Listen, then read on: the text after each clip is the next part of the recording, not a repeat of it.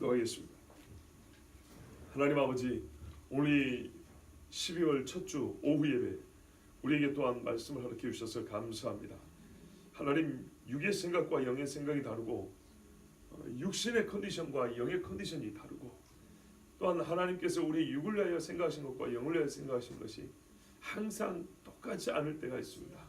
오늘 이 시간에는 하나님, 무엇보다 우리 영혼이 살찌우는 시간이 되게 하여 주시고, 우리 영이 하나님이 지시하시는 그 방향에 맞게 주께서 목적하는 그 말씀을 주실 때 목적하신 그 뜻에 맞게 하나님 말씀 듣게 하여 주시고 깨닫게 하여 주시고, 이 세상을 하여 바른 눈을 가지고 살아갈 수 있도록, 우리 신앙의 가장 기초적인 것을 바르게 다시 세울 수 있도록 주 안에 인도하여 주시옵소서.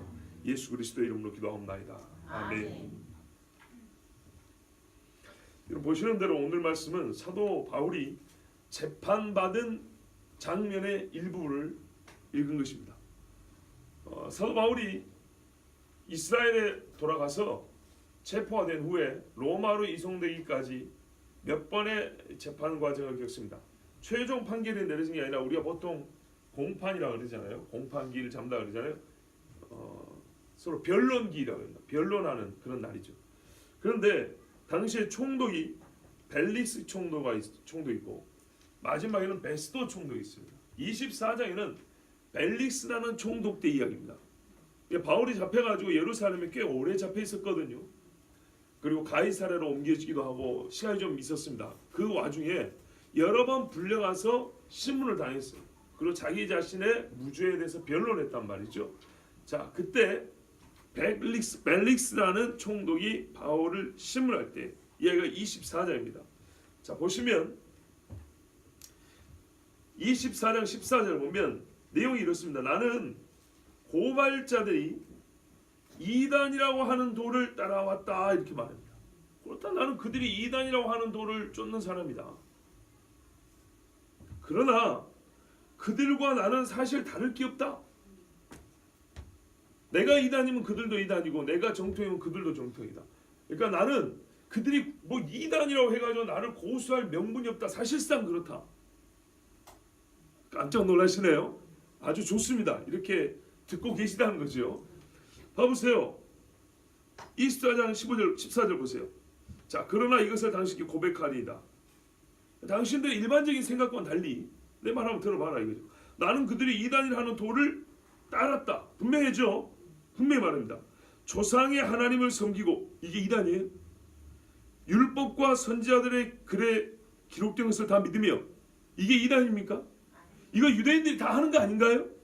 그렇죠? 그러니까 그 말이에요. 그들도 나보고 이단이라고 하는데 사실 그들이 원래 이거를 믿고 있고, 나도 그 사람들이 믿는 거하고 본질적으로 다르지 않다, 이 말이에요.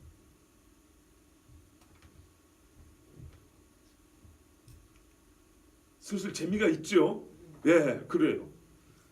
그 다음에 15절 보세요. 그들이 기다리는 하나님께 향한 소망을 나도 가졌다.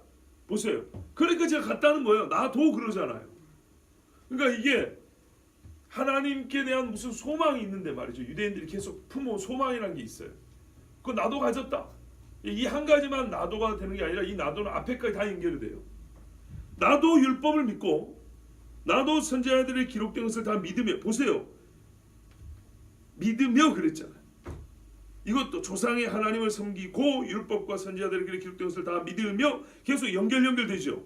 그들이 기다리는 바 하나님께 향한 소망을 나도 가졌으니, 여기까지 얘기한 거 전부 다 그들이 갖고 있는데 나도 그렇다, 이렇게 얘기했어요. 그러면 왜 갇혀 있어야 되죠? 왜 죽이려고 합니까? 이렇게 많은 게 같은데, 이 정도 같으면 한 교회 다녀도 되는 거 아닌가요? 아니, 우리가 가지고 있는 공통점만큼이나 많잖아요. 본질적이잖아요. 나도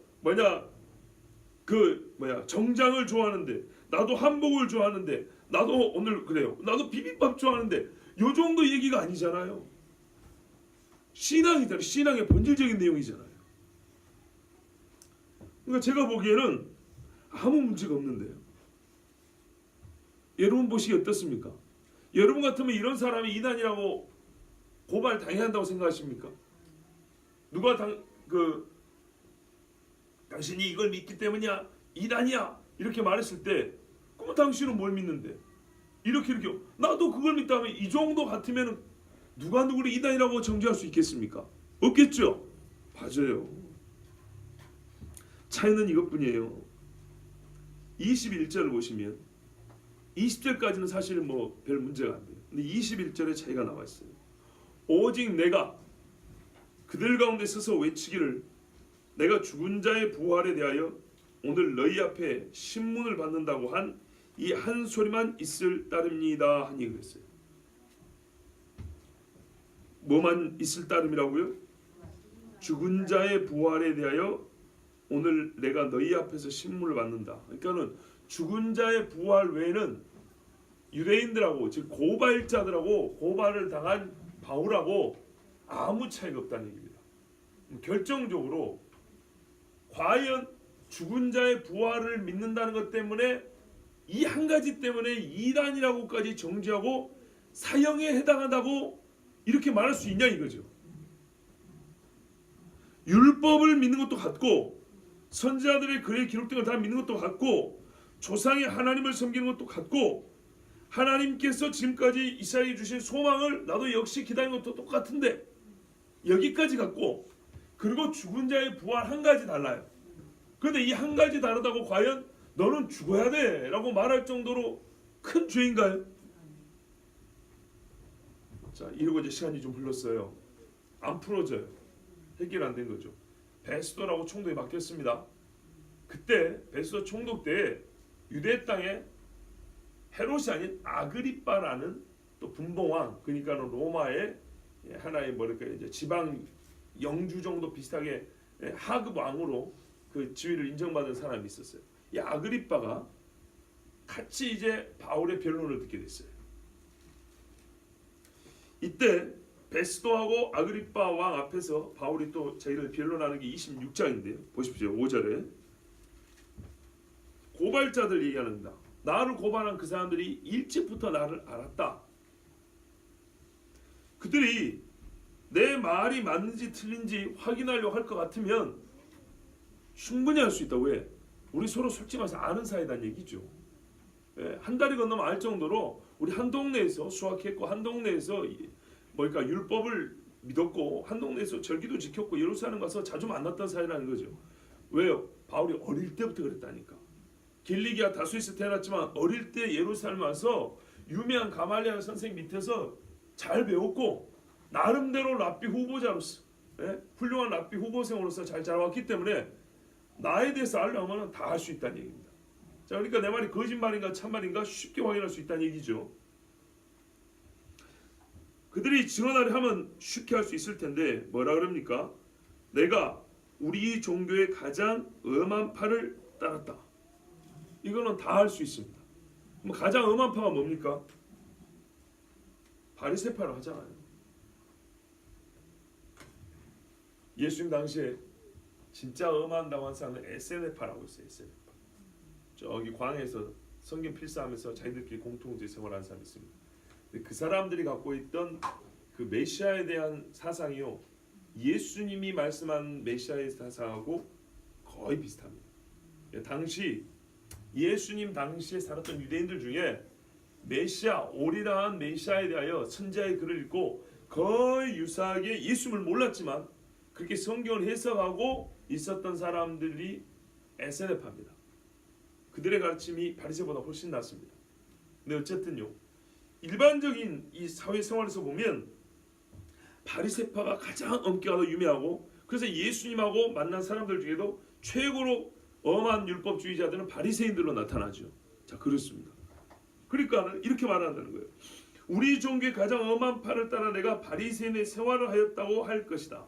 이게 무슨 말이냐면 내가 신분이 바리새인이다, 또는 출신이 바리새인이다, 내가 바리새 학교를 나왔다, 내가 바리새인들 사는 지역에서 살았다, 이 정도가 아니고요, 나는 바리새인의 생활을 했다는 거예요. 내 교회를 다녔다, 내 성경을 좀 안다, 내가 좀 신학교 좀 다녀봤다, 내가 무슨 뭐 훈련도 좀 받다, 이런 게 아니고요, 내가 진짜 그리스도인의 생활을 했다고, 내가 아는 사람들이 그렇게 증거를 할 거다, 이렇게 얘기를 하는 것과 같다 이 말이에요. 이 정도 얼마나 자신감이 넘치고 실제로 그리스도인다운 삶을 살아 이런 말 할 수 있겠습니까? 맞지요? 그러면은 바울이 지금 하는 말은 나는 신분만 파만 바리새파가 아니고 바리새인 진짜 유대인들이 보기에 저게 바리새인이지.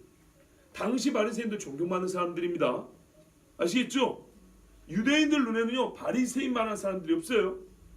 랍비들 그리고 하나님의 말씀을 최대한 열심히 지키려고 했던 사람들 바리새인다. 바울 자식이 그러잖아요. 나는 율법에 흠이 없다고. 그냥 하는 소리가 진짜입니다. 진짜. 그러나 그것도 똥이다 그랬어요. 예수 없으면 똥이라고. 자 봐보세요. 일단은 바울이 하는 말은 내가 진짜로 우리 종교니까 유대인들이 믿었던 유대교에 가장 엄한 바리새파에 속해 있을 뿐만 아니라 유대인 모두가 공유하는 바리새인이라는 것이 무엇이냐라고 다 아는데 내가 실제로 그렇게 평생을 살아왔다. 나는 오리지널 바리새인이다. 근데 왜 내가 지금 고소를 당해야 돼요? 이제도 여기 있어서 신문 받는 것은 6절 보세요. 하나님이 우리 조상에게 약속하신 것을 바라는 까닭이니. 자 여러분 말의 연결을 봐보세요. 5절 6절 따로 보지 말고 5절과 6절이 지금 바리새인인 바울이 쭉 계속하는 말이에요. 그러면은 바리새인의 생활을 한 거하고 하나님이 우리 조상에게 약속하신 것을 바라는 거하고 같은 겁니까? 다른 겁니까? 같은 거예요. 바리새인의 생활을 한다는 것이 뭐냐면 하나님이 우리 조상들에게 약속하신 말을 여전히 믿고 바라는 거예요. 이게 바리새인다운 삶이에요. 한국말을 저만 이상하게 해석하는 거 아니죠. 봐보세요 진짜로. 이제도 그러잖아요. 이제도 내가 달라진 게 아니고 사실 지금도 내가 왜 여기서 신문을 받냐면 당신들은 자꾸 이상한 얘기를 하는데 그게 아니고 내가 옛날에 바리새인의 생활을 했잖아. 그죠? 그 바리새인의 생활에 뭐가 핵심에 어떻게 그렇게 살 수 있냐면 하나님이 약속하신 소망이 있거든요. 이 소망을 바라기 때문에 그렇게 살 수 있는 거라고요. 내 그거 지금도 그것 때문에 지금 여기 내가 지금 신문을 받고 서 있다 이 말이에요. 맞지요? 그래요. 사실 이것이야말로 옳은 바리새인이에요. 하나님의 약속을 믿는 거 이게 옳은 바리새인이에요. 그러니까 나는 바리새인의 본분을 다했다 이 말입니다. 지금까지 무리 없죠? 여러분 편견을 가지고 성경을 보지 마시고 있는 대로 봐야 돼요. 있는 대로 보게 하면 내가 편견을 가지고 아까 오전 말씀도 그래요. 편견을 가지고 그렇게 보니까 삐딱하게 나가는 거예요. 그리고 성경을 믿지 못하고 예수를 똑바로 믿지 않기 때문에 자기들 마음대로 예수님에 대해서 자기들이 정의를 내리는 거예요. 성경에 가르쳐주신 예수 믿는 게 아니고 우리가 정의 내린 예수를 성경 해석할 때 성경 번역할 때 해석된 예수를 번역으로 바꿔버린 거예요. 바르게 번역이 되고 그 번역에 따라서 예수를 이해하고 해석을 해야 되는데 내가 나름대로 해석한 예수가 있어요. 이 해석한 예수에 따라서 번역본을 바꿔버린다 이 말이에요. 그러면 안 됩니다. 우리가 성경 볼 때 우리가 유명한 사람은 아니고 제법 뭐 성경의 원문을 잘 아는 사람도 아니어서 누가 우리에게 성경 번역을 맡기는 건 아니지만 각자가 성경을 보고 하나님의 말씀 들을 때 개인적으로는 다 꼭 그와 같은 짓을 할 수가 있어요. 성경 그대로 우리가 하는 바리새인은 영 아닌데 이래가지고 성경 보지 마시라고요. 본문 그대로 보라고요. 바울이 본인이 바리새인이었잖아요. 바리새인 주고 우두머리 격인 사람이 바울인데 이 사람이 지금 설명해 준 걸 안 듣고 2000년이나 지난 우리가 뭘 안다고 바리새인에 대해서 이렇다 저렇다 말할 거예요. 맞습니까? 맞아요. 그리고 복음서에 또한 예수님이 바리새인들에게 하신 말씀이 있어요. 그 말씀을 들으면 바리새인이 이런 거구나 이걸 알 수가 있어요. 자 보십시오. 계속 볼게요. 그러면 내가 바리새인으로서 이 약속을 예전에도 간절히 바라고 지금도 바라고 있는 거 똑같은데 이 약속이 뭐냐? 그러면은 바리새인인 바울이 말했으면 유대인들도 다 바랬던 거 아니겠습니까? 유대인들 중에 유대인이 바리새인이고 그들이 바란 거 일반 사람도 똑같이 바랬겠죠. 그게 뭐냐니까 7절에 보시면 이 약속은 우리 12지파가 밤낮으로 간절히 하나님을 받들어 섬김으로 얻기를 바라는 거다. 얼마나 간절히 바라는 건지 알겠죠. 그런데 바리새인이 이걸 안 바라겠어요? 12지파가 그런다는데 여전히 12지파가 남아있다는 말이기도 하다 그랬습니다. 예, 지금도 12지파들은 남아있습니다. 아그리빠 왕이요, 이 소망으로 말미암아 내가 유대인들에게 고소를 당하는 것이니이다. 그러니까 당신이 유대인 아닙니까? 들어보십시오. 이게 얼마나 우스운 이야기인가. 그들이 믿는 거나 내가 믿는 거나 나는 그들이 믿는 것보다 훨씬 열심히 믿었던 사람 아니요. 그런데 왜 내가 지금 그 같은 동족 유대인들에게 고소를 당해가지고 지금 저놈은 죽여야 된다, 저놈이 죽기 전에 내가 밥을 안 먹겠다 하는 사람이 40이나 있을 정도로 이런 뚱따지 같은 일이 생겼다는 것, 아그리빠 왕이 당신도 유대인이니까 웃기지 않습니까? 이상해도 너무 이상하지 않습니까? 이래야 변론이 되죠. 그래요, 나는 죽을 죄를 지었습니다, 나 목을 따세요. 이게 변론이겠어요? 아니죠. 바울이 지금 자기 무죄하다고 말하는 거예요. 그러니까 왜 무죄하냐 했더니 고소하는 놈들이랑 나나 다를 게 하나도 없다고. 저들도 문제 있다는 게 아니라 저들도 문제가 없고 나도 문제가 없다는 거예요. 어떤 측면에서요? 지금까지 하나님이 약속하신 그것에 대해 믿는, 나는 하나님이 약속하신 것을 이룰 줄로 믿습니다, 이 점에 있어서는 똑같다는 거예요. 여기까지는. 자, 정리하면 바울의 자기 변론은 매우 독특한데요, 자기 자신과 고소자들을 동일시하고 있는 것이죠. 그렇죠? 적어도 고소의 내용 한마디로 말하면 뭐냐면 메시아를 바라고 있다 이 말이죠. 메시아를 바란다는 측면에서 우리가 다를 게 하나도 없다는 겁니다. 그런데요, 갑자기 8절에 이렇게 말해요. 바울이, 당신들은 하나님이 죽은 사람을 살리심을 어찌하여 못 믿을 것으로 여기나이까. 자, 이제 차이는 또 여기서 나오는 거예요. 죽은 자의 부활? 어디서 들어봤죠? 아까 앞에서 봤죠? 24장 21절에 죽은 자의 부활을 말하는 그것이 차이일 뿐입니다, 이렇게 얘기했죠. 근데 이것이 말입니다, 실제로 이게 그렇게 문제가 되는 게 아닌가요? 왜냐하면 여러분 15절 봐보세요. 24장 15절. 그들이 기다리는 바 하나님께 향한 소망을 나도 가졌으니 곧 의인과 악인의 부활이 있으리라 함이니이다. 이거 같은 거 아닙니까? 그렇죠? 유대인들이 다 부활을 믿었다는 얘기입니다. 그런데 부활을 믿었는데 아까 우리가 24절에 21절에 내가 죽은 자의 부활에 대하여 오늘 너희 앞에 신물 받는다고 한 이 한 소리만 있을 따름이니, 이게 차이라 그랬죠. 여기서 이제 우리가 문제의식을 느껴야 됩니다. 봐보세요. 바울과 유대인이 똑같이 가진 하나님이 약속한 소망이 뭐냐면요, 부활에 관한 이야기였어요. 부활에 관한 이야기인데 요게 그 소망의 핵심이고, 그 소망의 핵심에 대하여 나나 나의 고소자들이나 똑같은 믿음을 가지고 있다 얘기죠. 그런데 뒤에 가면 바울이 또 뭐냐면 그것이 결정적 차이다고 말을 하는 거예요. 아시겠습니까? 24장에 그랬어요. 이게 그러면 바울 말 안에 모순이 있냐? 자, 26절 다시 보세요.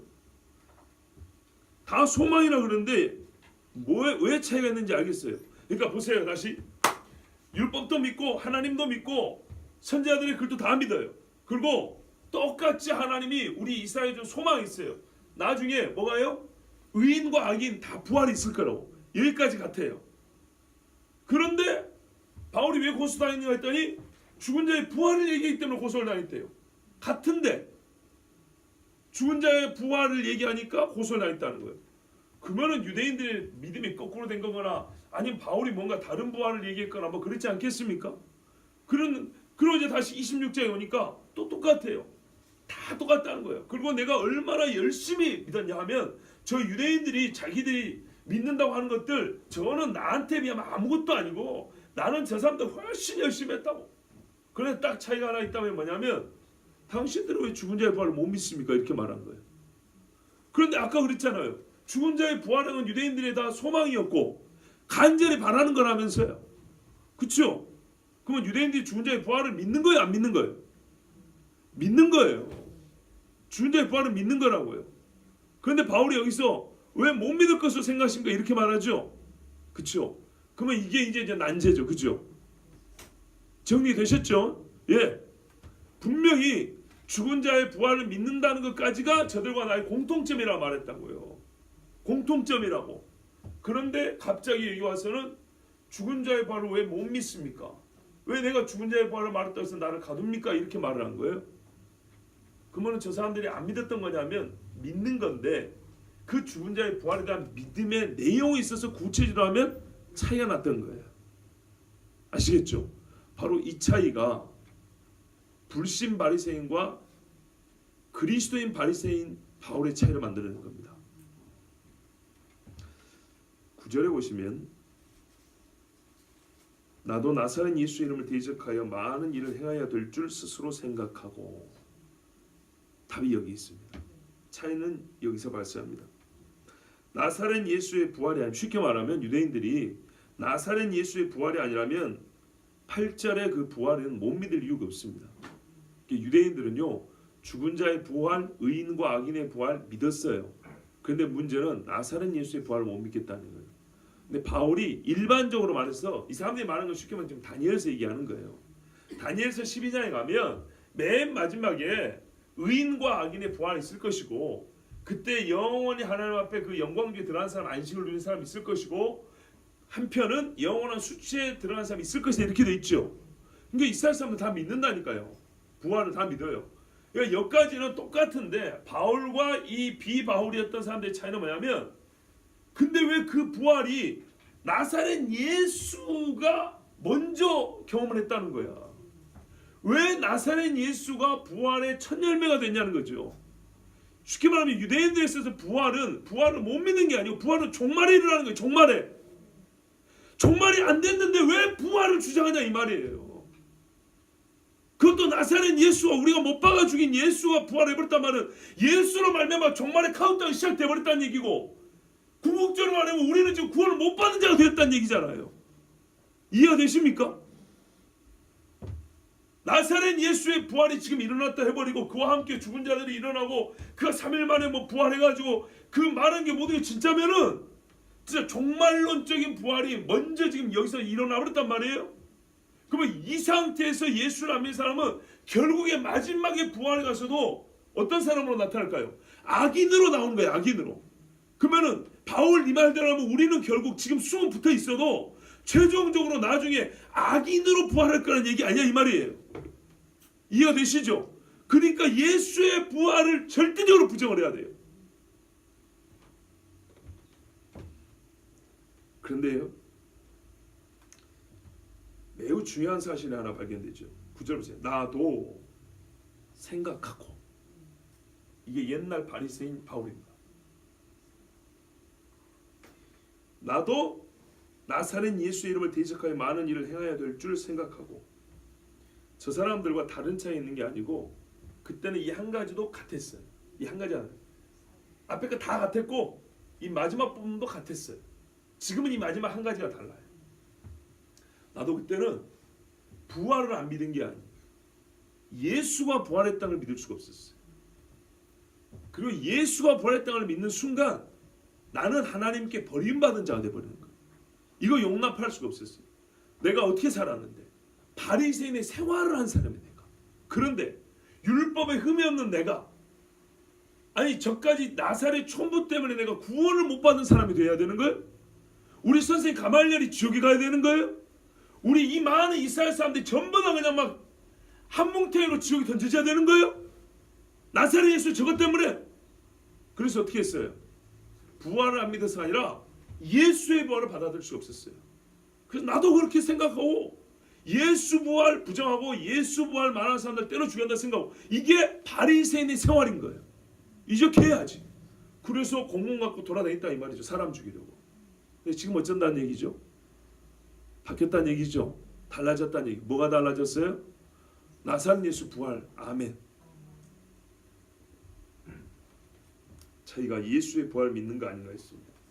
자, 예전에 바울은 예수를 대적하는 것을 당연하게 얘기했습니다. 그 이유는 몇 가지로 정리할 수 있는데요. 간단히 우리가 복음서를 이렇게 보면은요, 첫 번째, 나사렛에서는 선지자도 못 나는데 무슨 놈 메시아냐, 유대인들의 잘못된 관념이 있습니다.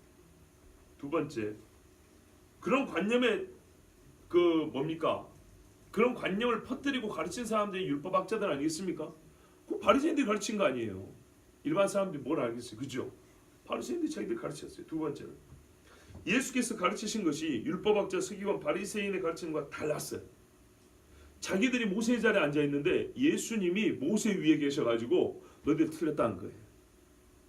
그것 갖고도 예수님 죽이려고 했죠. 미워서 죽이려고 했어요.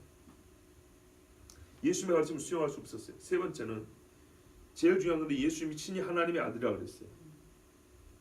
이게 문제였죠.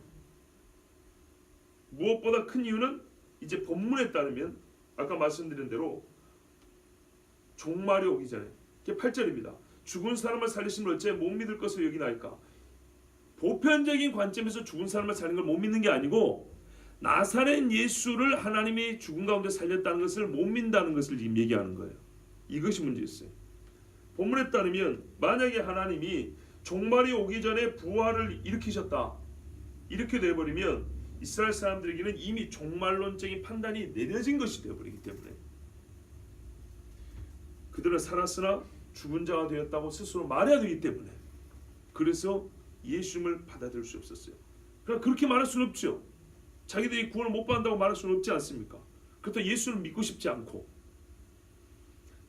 하지만 다메섹에 갈 때 바울은 예수님을 만나 버렸어요. 예수님이 바울을 만나 줘버렸어요.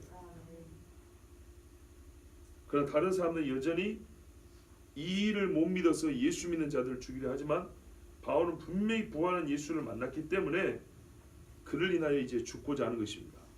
자, 여기까지 여러분 모두 동의할 겁니다. 그렇습니까? 약간 헷갈리는 것이 한 가지 있는 줄 압니다. 그게 뭐냐면 바리새인의 생활과 이단이라고 불리는 나사렛 예수를 믿는 삶이 큰 차이가 없다는 점에 관하여. 그렇죠. 이렇게밖에 차이가 없을까? 제가 설교한 내용을 보면 99%는 갖고 하나 다른 것 같잖아요. 그죠? 실제 예수를 믿으면 삶에 엄청난 변화가 생기지 않습니까?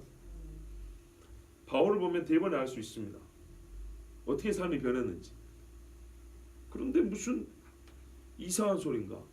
아니 바리새인이 예수 믿고 난 그리스도인의 삶과 그렇게 같고 겨우 예수 부활을 믿냐 안 믿냐, 물론 이게 결정적 차이긴 하지만 이 한 가지 정도만 다르다니 그러면 실제 삶에 별로 다를 바가 없겠네요. 생활상에서 별로 다를 바가 없지 않아요 말이죠. 그렇죠. 제가 지금 거의 그렇게 말하는 셈이죠. 아니 나는 본문대로 읽으니까 그렇게 나오더라고요. 본문대로. 여러분 이상한 소리가 아닙니다. 저는요 진짜 바울이 한 말 그대로 전하는 겁니다. 제가 혹시 뭐 다른 신학자들 얘기했습니까 지금? 바울이 말한 그대로 있잖아요. 바울은 현재형으로 이스라엘이 믿는 것과 같은 소망을 가지고 있다고 말했습니다. 지금 그러하다고. 지금도.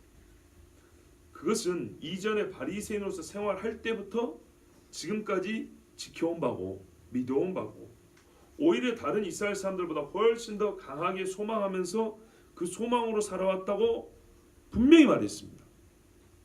그리고 지금 차이는 뭐냐면 그 소망을 만났다는 얘기죠. 그렇죠. 자, 소망을 만나기 위하여 만나기 전에 살아온 삶이 있어요. 만났어요. 그럼 삶이 다를 필요가 있습니까? 만나기 위하여 살아온 삶이라니까요. 만나기 위하여. 만나기 위하여 살아온 삶인데 만났어요. 그러면 완전히 다를 필요가 있을까요? 여기에 더하면 더했지. 달라질 필요는 없습니다. 자, 바울의 말 해석하면 이런 겁니다. 바울이 예수님을 만나기 전에는 말로만 형식으로만 그쳤던 토라, 즉 하나님의 율법과 그 가르침 말씀에 대한 믿음과 삶이 예수를 만나서 이제 진정하게 됐다는 겁니다. 진짜 배가 됐다는 얘기입니다. 예수 그리스도를 믿으면 형식상 바리새인이 아니라 실제로 구별된 자 바리새인이 됩니다. 바리새인이라는 말이 구별되다는 뜻입니다. 그들은 형식적으로 구별됐는데요. 그래서 다른 유대인과 엄격했거든요. 근데 예수를 만나니까 진짜 흠이라고 구별되게 살겠죠. 예전보다 못할 이유가 있을까요? 아니겠죠 분명히. 율법을 버리는 것이 아니라 율법을 온전히 지켜야 됩니다. 예수님이 분명히 마태복음 5장에 내가 율법을 폐하러 온 줄로 아느냐, 율법을 완성하려 왔다 이렇게 말했어요. 그 말이 무슨 말이냐면요, 충만하게 왔다 이 말이에요. 그 뜻에 사람들이 알고 있는 것과 믿는 바에 부족한 벽돌로 내가 꽉 채우러 왔다 이런 말이에요. 그래서 완성한다는 얘기예요. 다시 말하면 죽은 자의 부활을 막연히 기다리는 것이 아니라 알고 기다리게 됩니다. 구원에 대한 의식도 선민의식적인 이런 구원관, 그래서 속을 보면 좀 불안해요. 그런 것이 아니라 구주 예수의 대속에 의지한 구원관을 가지게 됩니다. 그래서 세상과 다르게 사는 자가 됩니다. 이제는 어떻게 달라지는지 아시겠죠? 이래서 달라지는 거예요.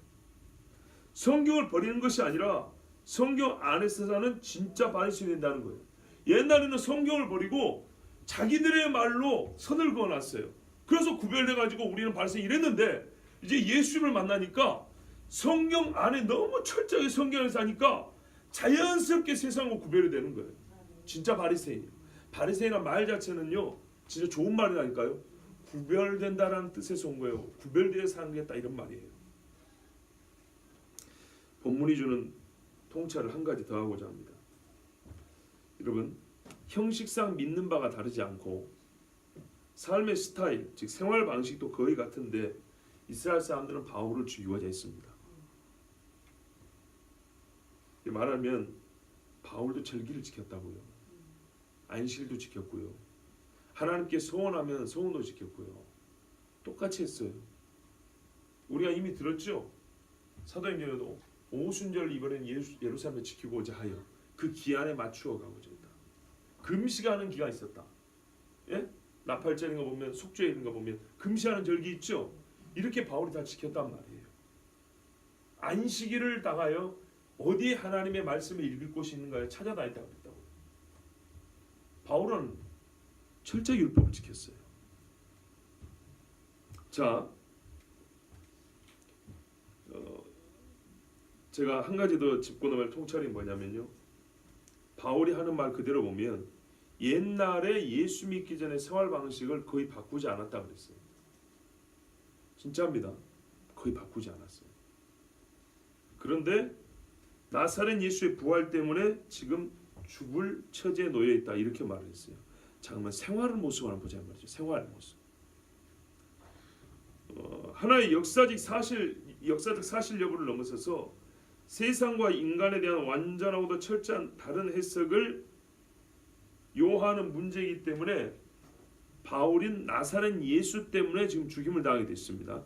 나사렛 예수를 믿냐 안 믿냐는 예수가 진짜 있었냐 없었냐를 넘어서서 인간과 세상에 대한 완전 다른 해석을 해야 되잖아요. 예수가 진짜로 살았고 그가 우리 죄를 위하여 죽고 부활했다면, 자, 이 문제는 우리가 이미 다 아는 우리 신앙의 기본이 있더라도 일단 이거는 오늘 논하지 않냐고요. 오늘 제가 보고 싶은 거 이거예요. 바울이 생활 방식이 똑같았다는 거예요. 별 차이가 없었대요. 보세요. 생활 방식에 별 차이가 없었대요. 근데 왜 죽이려 했냐 했더니 나사렛 예수의 부활 때문이라고 그랬어요. 우리가 사는 세상에서는 뭐라 그래요? 생활 방식 때문에 예수 믿는 사람들이 핍박을 당하지 않습니까? 그렇죠. 근데 진짜 핍박을 당하는 경우는 뭐 때문이에요? 진짜 목을 내놔야 될 경우는 생활 방식인가요? 예수의 부활 신앙 때문이죠. 근데 이 부활 신앙의 그만큼 중요한 거는 우리가 이미 지금까지 수십 년 동안 들어왔던 너무나 중요한 거기 때문에 또 다 확인이 된 사항이기 때문에 제가 오늘 이거는 이 본문에서는 설교를 안 합니다. 제가 짚고 넘어가 싶은 건 뭐냐면 생활 방식이에요. 아니 우리 사회에서도 생활 방식 정도 갖고 죽이지는 않는데 바울은 생활 방식 때문에 우리는 욕을 얻어먹는데 바울은 생활 방식이 다를 바가 없었다는데도 불구하고, 그죠? 생활 방식도 거의 같은데 왜 죽이려고 했을까? 별로 티도 안 나는데 입만 다물면 몰랐을 텐데, 그렇죠? 자, 우리가 살면서 이런 말들을 덜 합니다. 예수를 믿으나 안 믿으나 사는 것은 다 똑같지 뭐. 그런 얘기합니다. 그렇게 하지요. 아니 욕 안 할게요. 그런 말 하죠. 그렇죠? 이런 이야기를 언제 하는 거냐면 인간의 기본적인 생존 방식을 말하는 거예요. 같이 먹고 밥을 먹어야 살고 돈을 벌어야 쓰고 살고 이런 정도 얘기할 때는 뭐 그렇게 큰 문제가 안 되는 말이에요.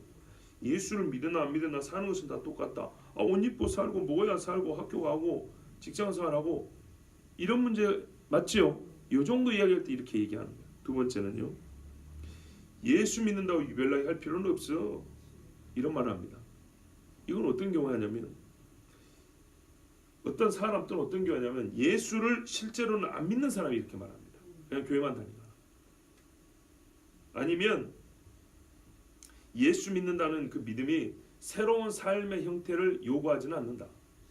예수 분명히 믿어. 근데 예수 믿는 신앙의 내용에서 새로운 생활 방식을 요구하지는 않아. 이거는 신앙의 내용이 될 필요가 없어.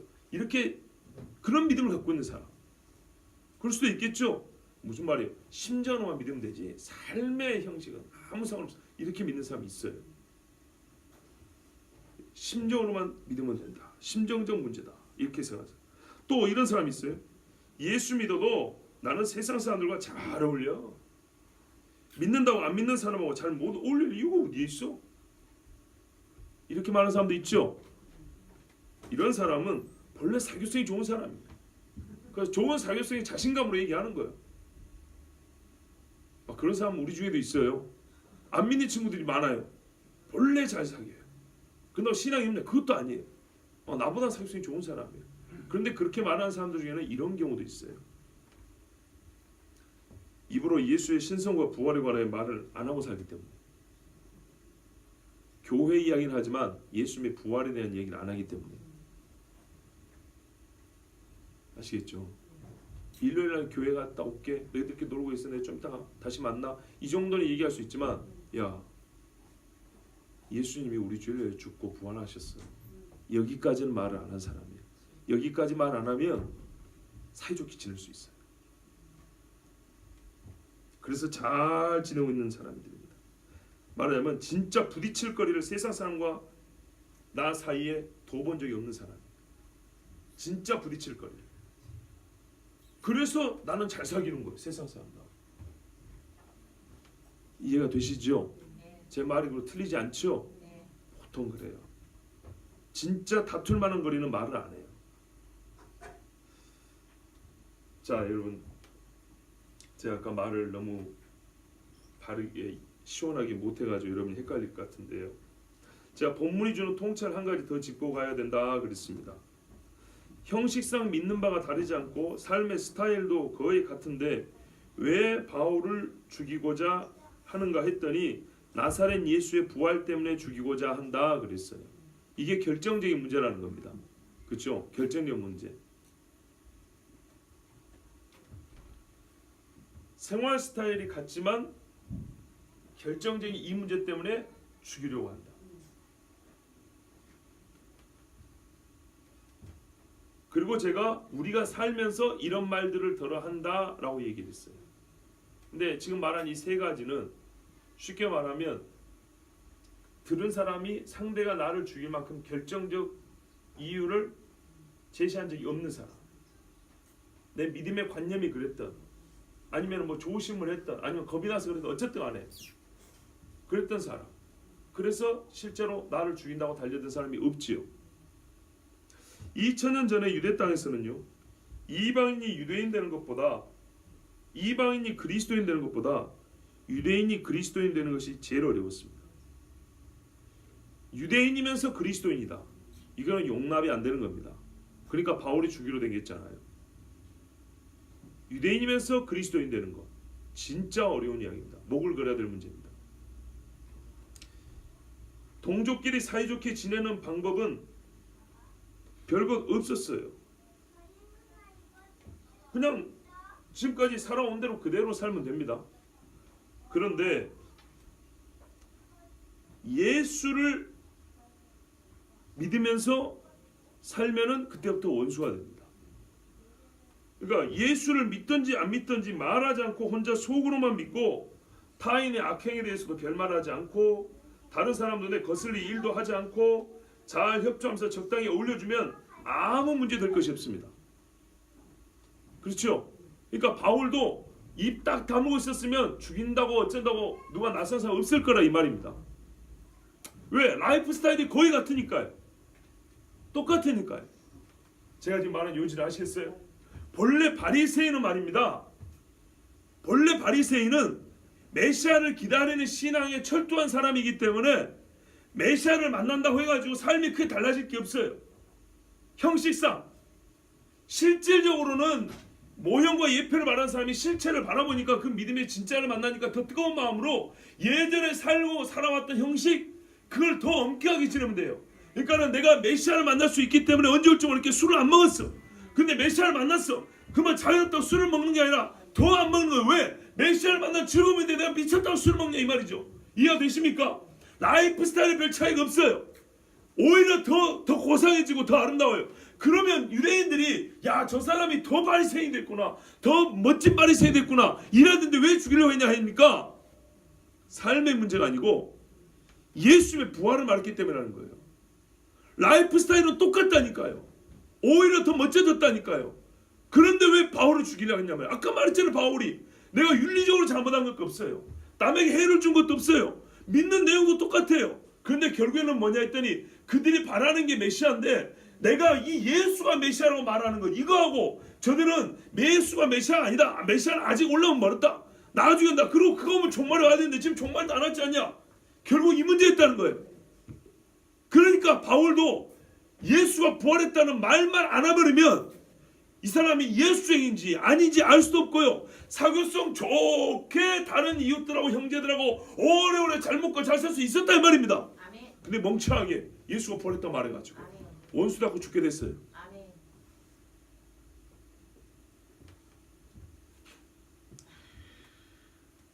그리스도의 부활을 믿으라고 말만 하지 않았다면, 그리스도 예수가 너희 죄를 짊어지고 대신 십자가에서 죽었다고 말하지 않았으면 누가 바울을 죄인이라고 고소하지 않았을 겁니다. 그렇게 말하자면 이 죄인아 예수 믿어야 산다 이 말만 안 했으면 바울 편하게 살 수 있었어요. 직장도 괜찮고. 근데 그것 때문에 망했어요. 좋은 관계도 다 깨졌어요. 이 작은 차이가 얼마나 큰 간격을 만드는지 한번 보십시오. 지금 여러분, 자, 설교 거의 다 끝났습니다. 집중 한번 들어보십시오. 지금 그리스도인들이 그런대로 평안하고 편하게 사는 것은 한편 우리 스스로 예수에 대해서 바르게 말하지 않고 바울과 같이 형식이 아닌 실제적으로 성경대로 살지 않기 때문인 점을 절대 부인할 수가 없습니다. 형식적으로 살기 때문에 사람들이 예수를 믿으나 안 믿으나 세상에서 별로 그렇게 크게 문제를 안 삼는 거예요. 교회가 세상을 많이 닮아갔다는 얘기입니다. 라이프 스타일에 있어서도 바울 당시는 바리새인이 그냥 그대로 바리새인 가도 돼요. 근데 우리 시대 우리 사회는 처음부터 율법적 배경이 없는 사회잖아요. 그렇지 않아요? 완전 처음부터 세속적인 사회잖아요. 우리 사회 같은 경우는 예수를 믿으면 완전 바뀌어야 되는데 별로 안 바뀌기 때문에 별로 세상의 교회에 별로 손볼 게 없어요. 영원하기 좋고 굳이 뭐 내비둬도 우리랑 똑같고 뭐 저것들 우리 따라오려고 애쓰는데 뭐 교회가 세상 본받으라고 애를 쓰는데 뭐 세상에 뭐 교회 다 갖다 놓으라고 애를 쓰는데 뭐 그런데요 이를 어쩌죠? 그동안의 평안이 점차 사라지고 있습니다. 무슨 말이냐면 교회가 세상을 닮아가니까 우리 입으로 그런 말 했지 않습니까? 그러니까 세상이 교회를 용인해 주는 듯 싶었어요. 가만히 있어도 자들은 우리 세상을 따라오더라. 옛날에는 예수 믿으면은 초창기에는 이렇게 달랐다고 했는데 그것 때문에 꼴 보기 싫었는데 지금은 예수를 믿어도 우리 세상 사람하고 똑같아. 그러니까 내버려둬도 돼. 괜히 그냥 놀려먹기 좋을 때 그냥 뭐 개독견이 이러면 되고 실제로는 뭐 있으나 마나 그렇단 말이죠. 그런데요 마귀가 이 정도의 만족을 안 해요. 마귀는요 형식상 교회라도 없애버리고 싶어요. 별 볼 일 없는 십자가로 다 뽑아버리고 싶어요. 혹이라도 한 놈이라도 예수 믿고 진짜 살까봐. 아시겠죠? 우리가 세상을 닮아가니까 마귀가 뭐 그 정도면 괜찮아 이래 안 해요. 그런 정도의 교회라도 나는 꼴 보기 싫어. 다 없애버릴 거야. 이게 마귀의 생각이에요. 즉 교회가 그나마 가지고 있던 세상과의 차이, 이거를 찾아내기 시작했습니다. 교회와 세상을 분리해서 세상으로 하여금 교회를 핍박이 딱 좋은 것들을 남아있는 몇 가지를 찾아내서 드러내기 시작했다고요. 그래서 세상으로 하여금 교회에 대하여 요거 봐라요. 이렇게 다르다. 이 꼴보기 싫은 놈들. 저들 내버려 둘 거야? 이렇게 부추기기 시작했다고요. 무슨 말이냐면 그동안 세상 사람도 교회 다니는 사람들과 별 다를 게 없이 일륜적으로 동의했던 문제들. 부모 공경해야 된다. 일부일처제. 이거는 교회를 다니나 안 다니나 똑같았거든요. 동성애는 그 말도 안 되죠. 옛날에는 세상 사람도 똑같이 그랬거든요. 그런데요, 이 세상 사람들 마음에 움직여가지고 교회와 그런 문제들에 있어서 다른 입장을 갖게 했어요. 십자가 얘기 안 해도 그거 비슷했거든요. 이해되시죠? 십자가 얘기 안 해도 그거 비슷했어요. 그런데 비슷하긴 하지만 그래도 좀 드라마 달라요. 이제 옛날에는 거의 비슷하게 동의했던 문제들도 드러내가지고 완전히 많이 다른 걸로 인식되게 만들었다고요. 세상을 점점 한쪽으로 끌고 가는 거예요. 아까 말씀드린 예를 들면 동성애라든지 종교의 배타적인 성격, 즉 어느 신을 믿으면 다른 신을 믿지 않는 건 다 똑같아요. 옛날에 불교 믿는 사람한테 유교 안 믿어요. 불교 믿는 사람이 기독교 안 믿어요. 힌두교 믿는 사람이 이슬람 안 믿어요. 이슬람 믿는 사람이 기독교 안 믿어요. 근데 요즘에는 다른 종교부터 먼저 시작을 했어요. 불교인도 그리스도인 될 수 있지. 힌두교를 믿으면서도 이슬람교도 존중할 수 있지. 이런 식으로 만들어냈다고요. 아시겠죠? 옛날에는 타 종교도 자기들 종교만 왔다라 그랬다고요. 근데 기독교도 그랬단 말이죠. 그러니까 이런 문제에 있어서는 서로 싸울 일이 별로 없었어요. 그냥 네 것만 잘 믿으면 돼요.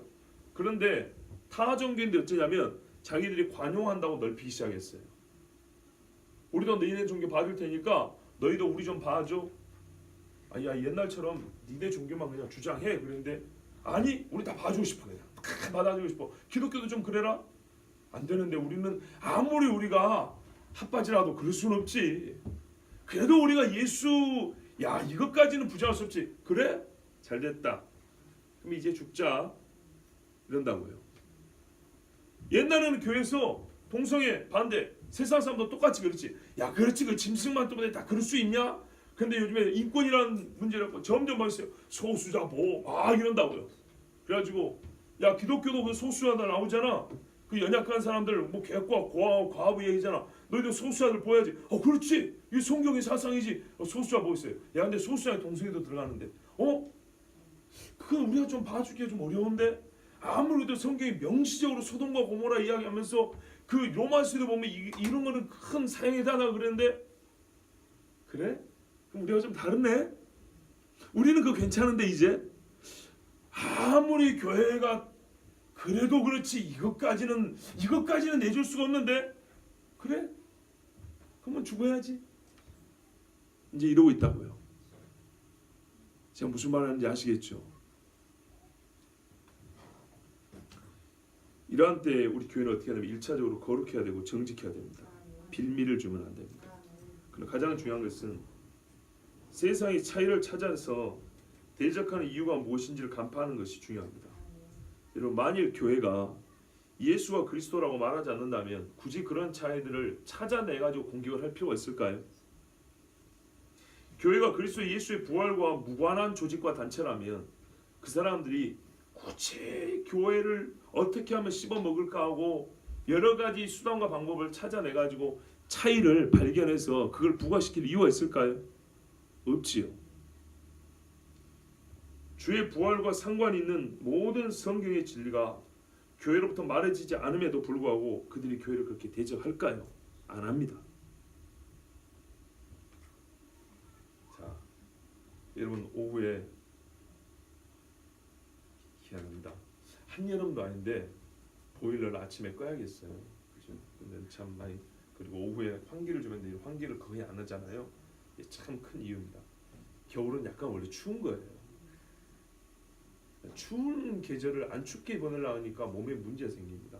적당히 쳐도 괜찮아요. 약간 으스라하면서 예배 드려도 아무 문제 없어요. 여러분, 제가 지금 여러분에게 설교한 내용이 뭔 말인지 아시겠죠? 여러분이 좀 어려워하는 것 같아서 제가 다시 한번 설명을 해드립니다. 계획이 없던 겁니다. 보세요. 바울이 자기를 고소한 자, 고소의 목적은 죽이고자 고소한 거예요. 바울을 죽이려고. 근데 무엇 때문에 바울이 죽일 처제까지 그 위협까지 받았는가 하니까 다른 건 문제가 없더라고요. 옛날부터 믿었던 거, 나를 고소한 사람들하고 옛날부터 똑같이 믿었던 거 지금도 믿고 있대요. 근데 바울의 차이는 뭐냐면, 그래서 믿고 있는 사실 그 주요 핵심 사항도 똑같고요. 그 믿음에 따른 생활 방식도 똑같았어요. 그런데 결정적으로 차이가 뭐냐면, 바울이 예수를 믿은 거예요. 그들이 믿는 이스라엘의 소망, 하나님의 약속이 바로 예수에게서 성취됐다고 바울이 이걸 믿었어요. 사람들이 이거를 믿은 바울이 가만히 있었으면 옛날처럼 바리새인 중에 선생님이라고 존경을 했을 겁니다.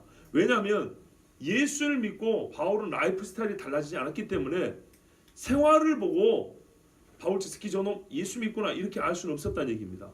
왜냐하면 본래 바리새인이라는 삶이 비록 옛날 형식적에서 문제였지, 본래 메시아를 기다리는 사람은, 거룩한 백성은 이렇게 살아야 한다고 알았던 그 라이프 스타일을 갖고 있었기 때문에 메시아를 만난 바울이 그걸 버릴 필요가 없는 겁니다. 더 열심히 하는 되는 겁니다. 더 열심히. 왜? 실체를 만났으니까. 아 진짜 예수를 만났는데 그러면 타라고 살겠냐 이 말이. 훨씬 더 멋지게 살죠. 아름답게. 그죠? 그러니까 사람들이 오히려 바울의 라이프 스타일만 보면 진짜 바리새인 중에 바리새인이고 유대인 중에 유대인이라고, 당신은 진짜 메시아를 소망하는 사람이라고 박수를 쳐줬을 까 말입니다. 메시아를 만난 줄도 모르고 말만 안 하면. 그래서 이 사람들과 바울은 아무 싸움 없이 잘 지낼 수 있습니다. 그래서 바울이 말한 겁니다. 사실 저분들하고 나오는 이렇게 고소하고 할 필요가 없는 거라고. 다 똑같다고. 생활 방식도 똑같고 믿는 것도 똑같다고. 그런데 왜, 뭐 때문에 내가 죽임을 당해야 된다고까지 저들이 고소하냐면, 다른 차이는 딱 하나, 그 이스라엘의 소망인 메시아가 나사렛 예수였다는 것. 이것 때문이었다는 거예요. 이것 때문에. 즉 여기서 우리가 발견한 원리는, 세상은 결국에는 메시아 예수를 주장하느냐, 믿고 주장하느냐 아니냐에 따라서 삶과 죽음은 거기서 갈린다는 겁니다. 그 전까지는 말 한마디로 좀 불쾌하고 욕을 할 수 있어도요, 죽이고자 하진 않아요. 교회가 선을 행한다고 죽입니까? 그렇지는 않는다고요. 제 아무리 선을 많이 행해도 교회가 십자가 달린 예수를 말하면 총불이 되고 목걸로 칼로 목 따고 죽이는 겁니다. 교인들이 다 살인자에서 사형을 청입니까? 무슨 연쇄살인범들입니까 우리가? 아니죠. 근데 왜 죽여요? 예수가 그리스도로 말한 것 때문이에요. 근데 이것만 말 안 하면, 바울도 당대 사람들하고 절기도 지키고 안식일도 지키고 율법도 지키고 돼지고기 안 먹어요. 물론 혼자서 자유롭게 먹을 수도 있을지 몰라요. 그런 유대인들에게 빌미가 될 만한 흠잡힐 건 안 뒀기 때문에 라이프 스타일에서, 생활에서 바울을 욕할 사람 아무도 없었다고요. 이해가 되시죠? 우리나라 보자면, 우리가 유대인의 배경을 가지고 있지 않기 때문에 우리는 예수 믿으면 라이프 스타일이 당장 달라지게 돼 있어요. 일단 주일날 교회부터 가야 돼요. 그렇죠? 나름대로 좋은 전통들을 지키다 보면 당장의 차이가 나요. 그래서 사람들이 욕을 해요. 아이고 저 예수쟁이들, 저 개독교들, 저 교회 다니는 것들 꼴배신을 한다고요. 그러나 그것 갖고 죽일 수는 없어요. 이해가 되시죠? 자, 유대인들에 있어서도 이제 유대인들하고 좀 다르다는 겁니다. 우리는 다르긴 해도 라이프 스타일 갖고 생활 방식 정도 가지고 우리를 죽이지는 않아요. 그나마 대한민국 교인들은 나이롱이 많아가지고, 우리끼리 한 말이니까, 우리 스스로 한 말이니까 나이롱들이 많아가지고 생활 방식도 세상하고 비슷해. 바울은 원래 성경대로 하니까 예전하고 별 차이가 없어야 돼요. 왜? 본래 성경을 갖고 있던 사람들이니까. 근데 대한민국 사람들은 예수를 믿으면 라이프 스타일이 완전 바뀌어야 되는데 완전 바뀌어도 죽이지는 않아요. 욕만 하지. 불이익만 좀 주지. 그런데 그마저도 좀 달라져야 될 라이프 스타일도 요즘에는 세상하고 별로 다를 바가 없어요. 그러니까 세상한테 욕을 얻어먹을 우리가 별로 없는 거예요. 이해가 되시죠? 물론 그들이 악한 마음으로 욕하는 건 어쩔 수 없지만 우리 입장에서 보면은 별반 차이가 없으니까 욕을 얻어먹는 게 별로 없어요. 그런데 이 사람들이 이 마귀는 이 별반 차이가 없는 놈들 그래도 꼴보기 싫어서 다 죽여버린다는 거예요. 왜? 그래도 그 중에 진짜 배가 나오고 교회가 셌으면 어쨌든 간에 예수 믿고 구원받는 사람들 나올 거 아니에요. 그러니까는 예수 믿는 그리스도인을 잡아 죽여야 되겠는데 소위 민주법치사회에서 대놓고 예수 믿는다고 그거를 직접적인 명분으로 죽일 수는 없잖아요. 말은 종교의 자유인데. 그렇죠? 그러나 궁극적으로는 그것 때문이에요. 그것 때문. 예수 부활 때문이에요. 그것 때문인데 지금 법적으로는 그거를 가지고 직접적으로 잡아 죽일 수 없기 때문에 비슷한 라이프 스타일 중에 조금이라도 차이가 있는 것들을 드러내서 확 차이를 버려버린다고요. 이해되시죠? 확 차이를 버려가지고 결국에는 교회가 교회로서의 기능을 하지 못하게 하고 교회로서 바르게 살지 못하게 하고 뭔가 신앙생활하는데 억압을 받게 한다 이 말입니다. 억압을 한다 이 말입니다. 그러면 자연스럽게 어떻게 될까요? 사람들이 예수 믿는 예수 부활 신앙에 대해서도 거리를 두게 되고 야 지금 이 정도만 갖고 이러는데 진짜 싸움은 예수 부활에서 나오는 거죠. 예수 부활을 얘기하면 어떻게 되겠다는 겁을 집어먹게 되겠죠. 갈수록 또 직접적으로 예수 부활을 말하는 데 대하여 핍박을 하고 어떤 법적 제재를 가하고 불리를 주는 그런 사회로 이렇게 동향이 움직이겠죠. 제가 그래서 지금 이 말씀을 드리는 겁니다. 사실 라이프 스타일은 문제가 안 되는데 지금 라이프 스타일을 가지고 약간의 관념이나 약간의 윤리의식의 차이를 가지고 직접적으로 예수를 건드리지는 않아요. 직접적으로 십자가를 건드리지 않는다고요. 그러나 그런 윤리 혹은 종교관 또는 종교적인 생활 방식 이런 것들을 가지고 옛날에는 근데 그것들이 세상 사람들은 어느 정도 인정해 주는 것들이었어요. 동의하는 것들이었어요. 근데 요즘에는 이제 나는 동의 안 해. 이런 식으로 점점 거리를 두어서 이런 것부터 해서 교회를 핍박하고 그래서 급기야는 예수 부활을 말을 못하게 하는 세상이 가까워오고 있다 이 말입니다.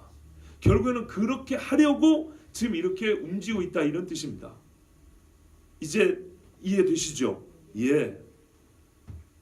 그러니까 궁극적으로 세상이 어떤 이유를 가지고 공개가 되느냐 최종적으로는 예수 메시아 그 메시아의 죽음의 의미 그가 부활하셨다는 그 믿음이 갖고 있는 하나님이 그 믿음 안에 담겨있는 수많은 진리들 이것을 못 믿게 하고 파괴시키려고 그래서 교회를 무너뜨리기 위해서 세상에서는 교묘하게 그 주변 거리들을 가지고 먼저 공개하기 시작했다 이런 말입니다.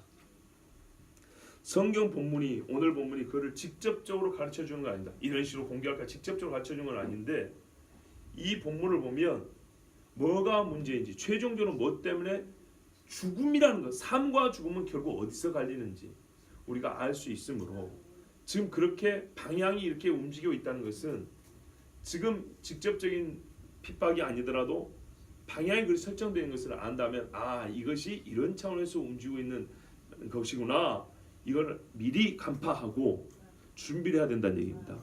그래서 그 준비란 건 첫 번째 그런 주변거리들에 우리가 빌미를 잡히지 않도록 지혜로워야 하고 정직해야 된다는 것이고 두 번째는 결국에는 속내를 드러낼 것입니다. 예수 믿는 신앙 부정해야 합니다.